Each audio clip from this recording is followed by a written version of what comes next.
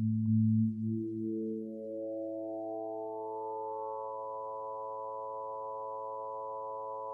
Letter, Astrological Podcast. Neptune and Social Media by Ben Belinsky. Astrologers usually look for events around the time of a planet's discovery to get an idea of the job description of the planet. For example, Uranus was discovered around the time of the French and American revolutions, which suggests Uranus' role as a revolutionary.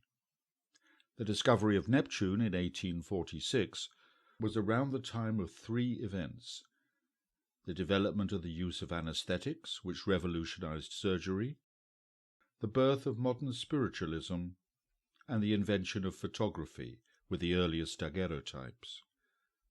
The first two we shall leave for another time. We've already looked at the influence of Neptune on fashion in a previous article and podcast. In this piece, I want to broaden things out and look at Neptune in relation to the development of media in general and their influence on human consciousness.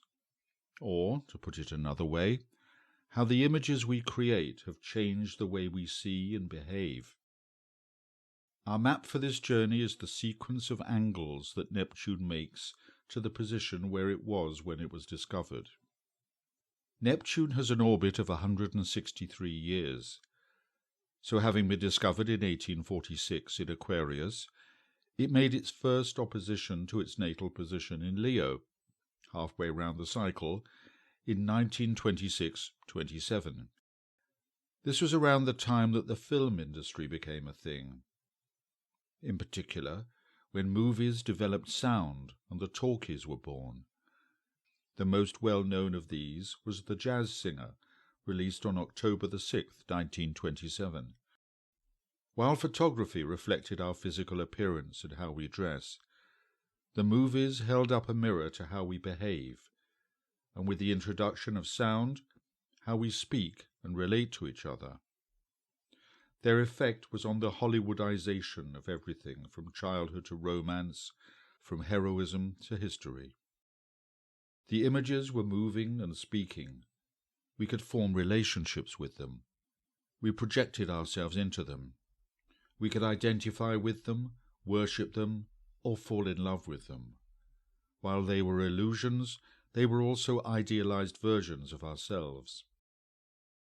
At the same time, television was born, with the first public demonstration to members of the Royal Institution by John Logie Baird in his London laboratory on 26th of January 1926, followed by the demonstration long-distance transmission of television pictures over telephone lines from London to Glasgow, and then in 1928 the successful transmission of television pictures across the Atlantic.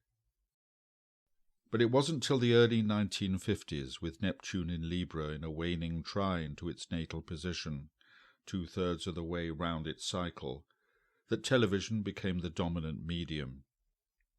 In fact, this period, in particular 1954 to 55, was known as the Golden Age of television.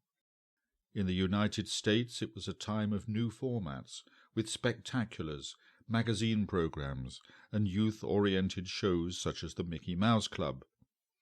In the UK, this period was marked by the televising of the coronation of Queen Elizabeth II in June 1953, and the beginning of commercial television. While movies live on the big screen, television brings movies into the home, and its characters become part of the family. But these are still characters created by corporations with massive budgets, made by them for us. Them being teams of script writers, designers, special effects experts, and so on, with finance arranged by producers and with actors directed by directors. The next major aspect of Neptune to its natal position was in 1968, with the square from Scorpio to Aquarius, 3/4 of the way around its cycle. True to the nature of Scorpio, this was associated with the fragmentation of mass audiences as the counterculture grew and blossomed. Finding no place for their images on mainstream media, movements such as the women's movement, gay liberation, the green movement, and Eastern spirituality had to create their own channels to communicate their images and ideas. Then, moving on to 2009-2010, 163 years since its discovery, Neptune returns to its natal position in Aquarius. This complete cycle of Neptune has taken us from photography to movies to television up to the introduction and rapid growth of social media. These include Facebook in 2004, Twitter in 2006, Instagram in 2010, and Pinterest in 2010. We are no longer dependent on corporations with huge budgets to produce and disseminate images. Anyone with a smartphone and an editing app can produce at home and distribute worldwide with little or no editorial control. We are simultaneously the producer and the consumer, the show and the audience. We have arrived at a world of images that we create for ourselves. Now everything in our world has to be Instagram ready. Food is prepared not to taste good, provide nutrition and satisfy hunger, but to look good in a photograph. Similarly for human appearance. You have to look good for the dating apps. Everyone will judge you for how you look, not who you are, so you have to be perfect. Neptune's fantastic reality has taken over. Where do we go from here? Will the coming Neptune cycle be shaped with artificial intelligence, or holograms, or virtual reality?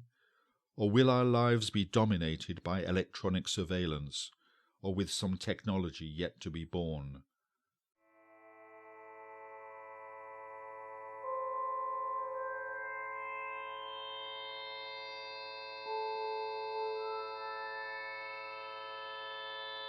And for more astrological and spiritual musings, check out moonletter.co.uk.